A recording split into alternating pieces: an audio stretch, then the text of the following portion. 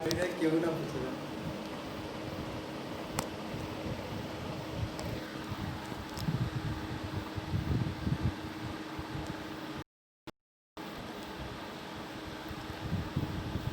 आज हम लोग डीएलएड चतुर्थ सेमेस्टर जो कि एससीईआरटी की नवीन पाठ्यक्रम अनुसार जो पुस्तक विषय की इसका द्वितीय अध्याय का हम लोग अध्ययन करेंगे। वर्ग, वर्गमूल, घन। आज हम लोग वर्ग और वर्गमूल के बारे में पढ़ेंगे। वर्ग, जैसा कि हम सभी लोग जानते हैं कि किसी संख्या को उसी संख्या से गुणा करने पर प्राप्त गुणनफल को उस संख्या का वर्ग कहते हैं। किसी संख्या का घातांक 2 लिखने पर उस संख्या का वर्ग प्राप्त होता है। जैसे हम यदि 5 के घात 2 लिख दें तो इसका मतलब ये हुआ 5 का वर्ग। और तो हम कह सकते हैं 5 का वर्ग क्या होता है, 5 गुणे 5, 5 पचे 25, यानी 5 का वर्ग क्या होगा, 25 होगा। यानी किसी संख्या को उसी संख्या से गुणा करने पर, कोई भी संख्या हो, उस संख्या का उस संख्या में हम गुणा करते हैं तो जो गुणनफल प्राप्त होता है हम उसे वर्ग कहते हैं। और वर्गमूल, किसी संख्या का वर्गमूल वह संख्या है जिसका उसी संख्या से गुणा करने पर दी हुई संख्या प्राप्त होगी। जैसे 25 है तो 25 का वर्गमूल होता है 5, तो हम 5 का 5 में गुणा करेंगे तो हमें प्राप्त होगा 25। और वर्गमूल ज्ञात करने की 2 विधि है। एक है गुणनखंड विधि और दूसरी है भागफल विधि। कुछ महत्वपूर्ण बिंदुओं पर इसमें ध्यान देना है कि ऐसी प्राकृतिक संख्या जो किसी प्राकृत संख्या का वर्ग हो, पूर्ण वर्ग या वर्ग संख्या कहलाती है। सम संख्याओं के वर्ग सदैव सम होते हैं। कोई विषम संख्या है तो उसका वर्ग सदैव विषम होगा। जैसे सम है, मान लीजिए 3 है, 3 विषम है तो 3 का वर्ग क्या होगा, 9। 9 भी क्या होगी, विषम संख्या ही होगी। जैसे 6 एक सम संख्या है तो 6 का वर्ग क्या होगा, 6 छवा के 36। 36 एक सम संख्या होगी। और जिन संख्याओं की इकाई का अंक 2, 3, 7, 8 हो वे कदापि पूर्ण वर्ग नहीं होगी। यानी हमें ध्यान देना है, यानी कभी पूछ दे कि बताइए कि संख्या पूर्ण वर्ग है या नहीं, तो उसमें ध्यान दीजिएगा कि 2, 3, 7, 8 जिन संख्या का इकाई का अंक होगा वे पूर्ण वर्ग नहीं होंगे। परंतु यह भी आवश्यक नहीं कि जिन संख्याओं के इकाई के अंक 0, 1, 4, 5, 6 या 9 हैं वे अवश्य ही पूर्ण वर्ग होंगे। यानी यह हमारे ऊपर निर्भर करता है, समझदारी के ऊपर, कि हम कैसे समझ लेते हैं उसको। समपूर्ण संख्या का वर्गमूल सम होता है, विषम पूर्ण वर्ग संख्या का वर्गमूल विषम होता है। किसी ऋणात्मक संख्या का वर्गमूल संभव नहीं है। कोई संख्या यदि ऋणात्मक है तो उसका वर्गमूल संभव नहीं है। अब गुणनखंड विधि से वर्गमूल निकालने का हम तरीका देखते हैं। तो हम सबसे पहले क्या करते हैं, जो संख्या हमें दी रही गई होती है हम उसका अभाज्य गुणनखंड ज्ञात कर लेते हैं। फिर 2-2 समान अभाज्य गुणनखंडों के हम जोड़े बनाते हैं और प्रत्येक जोड़े से एक एक गुणनखंड लेकर के हम गुणा करते हैं। इस प्रकार जो गुणनफल प्राप्त होता है वो अभिष्ट वर्गमूल होता है। तो आइए सबसे पहले हम कुछ वर्ग के उदाहरण देख लेते हैं। यहाँ देखिए एक उदाहरण आपको दिया हुआ है, 12 का वर्ग ज्ञात करना। तो हम जानते हैं कि 12 का वर्ग यानी 12 की घात 2 बराबर 12 गुणे 12, यानी 12 में हम 12 का गुणा करेंगे तो हमें क्या प्राप्त होगा, 144। यानी 12 का वर्ग क्या होगा, 144 होगा। फिर देखिए आपके सामने दूसरा उदाहरण दे रहा है कि निम्नांकित में से कौन सी संख्या पूर्ण वर्ग है, 11, 12, 16, 32, 36। तो हम जानते हैं कि देखिए संख्या 11, 12 एवं 32 पूर्ण वर्ग नहीं है, क्योंकि किसी भी संख्या पर 2 घातांक लिखने से 11, 12, 32 प्राप्त नहीं होता। 11 में इकाई का अंक 1 तथा 12 व 32 में 2 है। अब 16 को देख लेते हैं। अब 16 का हम जब गुणनखंड करेंगे तो हमें प्राप्त होगा 2 गुणे 2 गुणे 2। तो अब यहाँ देखिए हम 2 2 का जोड़ा यहाँ लगा सकते हैं, यानी 16 पूर्ण वर्ग संख्या है। किसकी वर्ग है? 4 का वर्ग है। 16 4 का वर्ग है। 36 2 गुणे 2 गुणे 3 गुणे 3 गुणे 3, 2 गुणे 2 गुणे 3 गुणे 3। अब 2 गुणे 3 का वर्ग यानी 6 का वर्ग, 6 का वर्ग 36। तो हम कह सकते हैं कि 16 और 36 पूर्ण वर्ग संख्याएँ हैं। अब चलिए अब यहाँ देखिए गुणनखंड विधि से हमें वर्गमूल ज्ञात करना है। तो यहाँ कुछ संख्या हमारे सामने दी हुई हैं, जैसे 196 है। तो हम 196 का वर्गमूल ज्ञात करेंगे गुणनखंड विधि से। तो हमें 196 का अभाज्य गुणनखंड ज्ञात कर लेना है। तो हम अभाज्य गुणन 2 से जब भाग देंगे तो 2 9 18 1 19 और 2 8 16 98 आ गया।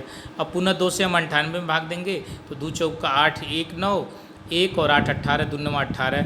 अब 49 में हम 7 से भाग देंगे, 7 7 49 7 एकम 7। इस प्रकार हम देखते हैं कि करड़ी में 196 बराबर करड़ी में 2 गुणे 2 गुणे 7 गुणे 7, यह अभाज्य गुणनखंड हो गया। और अभी हम नियम पढ़ रहे थे तो हम बता रहे थे कि 2 2 का जोड़ा हम लगा लेते हैं, यानी 2 का जोड़ा 1 लग गया और एक 7 का लग गया।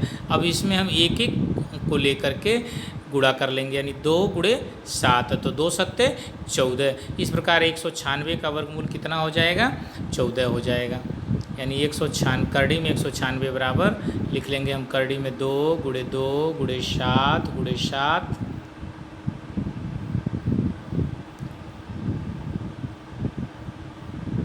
2 गुणे 2 गुणे 7 गुणे 7। अब एक एक जोड़ा लग गया, इनका जोड़ा लगा के एक एक हम बार लेंगे, यानी 2 गुणे 7 2 सत्ते 14। यानी 196 का वर्गमूल कितना हो गया? 14 हो गया। इसी तरह से हम गुणनखंड विधि से वर्गमूल ज्ञात कर लेते हैं। उसके बाद है भाग विधि से वर्गमूल ज्ञात करना। तो भाग विधि से वर्गमूल ज्ञात करने के लिए जो संख्या हमको दी गई होती है, इकाई अंक से प्रारंभ करके 2-2 अंकों के जोड़े बनाते हैं और उनके ऊपर रेखाएं खींच देते हैं। उसके बाद प्रथम अंतराल में केवल एक अंक भी हो सकता है और प्रथम अंतराल वाली संख्या के बराबर या उसके कम वर्ग संख्या के वर्गमूल से भाग देकर प्रथम अंतराल के ऊपर लिखते हैं। प्रथम अंतराल में से वर्ग संख्या भाजक तथा भागफल का गुणनफल को घटाकर दाईं ओर के अंतराल को लिखते हैं। यही संख्या अगले पद का भाज्य होगी। भाजक का दोगुना करके इसे भाज्य के बाईं ओर लिखते हैं तथा दाईं ओर एक अंक का रिक्त स्थान छोड़ देते हैं। इस अंक को अनुमान से ज्ञात करके रिक्त स्थान तथा अगले अंतराल के ऊपर लिख देते हैं। इस अंक से भाजक को गुणा करके गुणनफल को भाज्य के नीचे लिखकर घटा देते हैं। शेष दाईं ओर अगला अंतराल लिखकर इसी क्रम को हम आगे बढ़ते जाते हैं और हमें वर्गमूल प्राप्त हो जाता है। जैसा कि देखिए आपके सामने एक उदाहरण है 2304। 2304 का हमें वर्गमूल ज्ञात करना है भाग विधि से। तो हम 2304 लिख लेंगे और 2304 हम दाहिने से 2-2 अंक का जोड़ा बनाते चले आएंगे। अब देखिए एक 04 का हो गया और एक 23 का, 2-3 का हो गया 23। अब पहला जो आपका वो है अंतराल वो है 23। अब 23 में हम 4 से भाग, देखिए अब या तो 5 करेंगे तो 5 5 25 जो कि 23 से ज़्यादा हो जाएगा, तो हम 4 बार ही ले चलते हैं। तो 4 गुणे 4 तो 4 चौका होता है 16।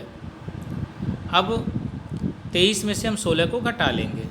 ये जो 2304 है, 2304 में हम 4 से भाग देंगे तो ये 23 जो पहला जोड़ा बन रहा है, पहला अंतराल, तो 4 चौका 16 हो गया। अब 23 में से 16 हम घटाएंगे, बचेगा 7। अगली संख्या हम 0 4 उतार लेंगे, बचेगा 704। अब 4 को 4 यहाँ लिख लेंगे, 4 4 हो जाता है 8 और यहाँ हुआ 704। अब हम 8 बार ले चलेंगे। अब 8 बार ले चलेंगे तो 8 8 64 को 4 80 लगा 6 का और 8 8 64 और 6 70। इस प्रकार ये कट गया। यानी 2304 का वर्गमूल कितना आ गया? 48 आ गया। 2304 का वर्गमूल 48 हो गया। इस तरह से हम भाग विधि का वर्गमूल ज्ञात कर लेंगे, ज्ञात कर सकते हैं।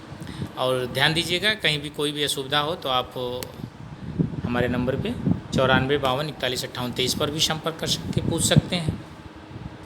उसके बाद में है परिमेय संख्या का वर्गमूल ज्ञात करना। हम जानते हैं कि परिमेय संख्या किसे कहते हैं? जिन संख्याओं को हम P/Q के रूप में व्यक्त कर सकें, यानी P/Q के रूप में व्यक्त की जा सकने वाली संख्याएं परिमेय संख्याएं कहलाती हैं, बशर्ते Q = 0। Q 0 के बराबर नहीं होना चाहिए।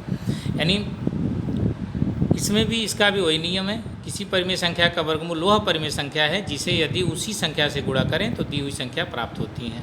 इसमें सब कुछ महत्वपूर्ण बिंदु पर ध्यान दे लेते हैं। मिश्रित भिन्न को अनुचित भिन्न में बदलते हैं। परिमेय संख्या को P/Q के रूप में लिखते हैं, हम जानते ही हैं। अंश और हर का अलग अलग वर्गमूल ज्ञात किया जाता है और अंश के वर्गमूल को हर के वर्गमूल से भाग दे करके अभिष्ट वर्गमूल प्राप्त हो जाता है। जैसा कि अंश के माध्यम से हम देख लेते हैं। आपके सामने एक उदाहरण है 4 से ही 29/49। 4 से ही 29/49। अब ये 4 से 29/49 जो भिन्न है इसको हम अनुचित भिन्न में बदल लेंगे, यानी 4 × 49 = 29। तो 4 में 49 का गुणा करेंगे तो हो जाएगा 196। 196 में 29 जोड़ेंगे हो जाएगा 225 और ये 49 है ही। तो यानी यह भिन्न जो हमारी बन गई 225/49। अब 225 में 49 से भाग देना है, लेकिन हमें इसका वर्गमूल ज्ञात करना है। यानी जो हमारा प्रश्न था 4 से ही 29/49 का वर्गमूल, तो यानी अब हम 225 का वर्गमूल ज्ञात करेंगे और 49 का वर्गमूल ज्ञात करेंगे। अब इसके लिए हम सबसे पहले 225 के हम अभाज्य गुणनखंड ज्ञात करेंगे। तो 225 का अभाज्य गुणनखंड जब ज्ञात करेंगे तो देखिए 5 2 7 दोनों 3 से कट जाएगा। 3 7 21, 1 22, 3 5 15 75 हो गया। पुनः 3 से भाग देंगे। 3 दूना 6 1 7, 3 5 15 25, 5 5 25, 5 1 5।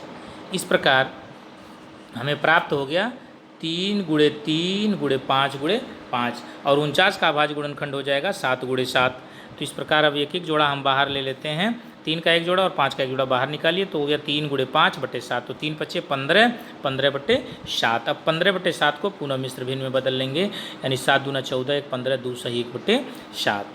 यानी 4 से ही 29/49 का वर्गमूल कितना हो गया 2 सही 1/7। अब कल घन और घनमूल पढ़ेंगे। आज के लिए बस इतना ही। नमस्कार।